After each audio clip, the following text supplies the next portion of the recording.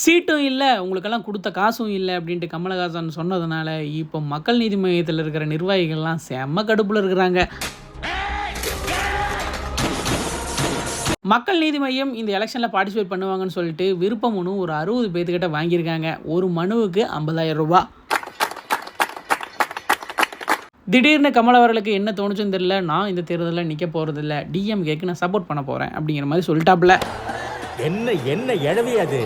ஒரே ஒரு எம்பி சீட்டு இந்த அளவுக்கு வேலை செய்தா அப்படிங்கிற மாதிரி எல்லாத்துக்கும் தோணிட்டு இருந்த சமயத்தில் இப்போ என்னடான்னு கேட்டிங்கன்னா, சரி நீங்கள் தான் தேர்தலில் நிற்கல, நாங்கள் கொடுத்த 50,000 ரூபாயாச்சும் கொடுங்க அப்படின்னு சொல்லிட்டு கட்சிக்காரங்களாம் கேட்டிருக்கிறாங்க. ஓ, நீ அப்படி வரியா?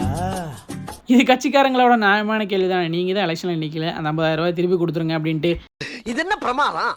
இது விட பெசலைட் ஒன்று இருக்கு, கூவுடா. ஐயோ இவ்வளோ லேட்டாக கேட்குறீங்களே, இப்போ அந்த 50,000 ரூபாய் கட்சியோட வளர்ச்சி நிதிக்கு போயிடுச்சு அப்படிங்கிற மாதிரி சொல்லியிருக்கிறாப்புல. என்னங்க எனக்கு ஒண்ணுமே புரியல. அதுதானப்பா எனக்கும் புரியல. 60 பேர்த்துக்கிட்ட இருந்து 50,000 ரூபாய் கிட்டத்தட்ட 30 லட்சம் கட்சியோட வளர்ச்சி நிதிக்கு போயிடுச்சாமாங்க. என்ன ஜோக் காட்டுறீங்களா? என்ன ரங்கா ஜோக் காட்டுறீங்களா எல்லாரும்? அதனால உங்களுக்கு அம்மன் ஜல்லி கூட தரமாட்டேன் அப்படின்ட்டு இப்போ கமலஹாசன் அவர்கள் சொன்னது இப்போ சோசியல் மீடியாவில் செம்ம வைரல் ஆகிட்டு இருக்குது. கமலஹாசன் அவர்களையெல்லாம் பார்க்கும்போது இவர் ஏன்டா கட்சி ஆரம்பிச்சார் அப்படிங்கிற மாதிரி தான் இருக்குது. உனக்கு என்னப்பா, நீ பைத்தியம், நீ என்ன வேணாலும் பேசலாம், நாங்க அப்படியா? இந்த நியூஸை பற்றி நீங்கள் என்ன நினைக்கிறீங்க அப்படின்ட்டு கமெண்ட் பாக்ஸில் மறக்காம எங்க கூட ஷேர் பண்ணிக்கோங்க. இதெல்லாம் எதுக்காக சொல்றேன்னா, அதுக்காக சொல்றேன்.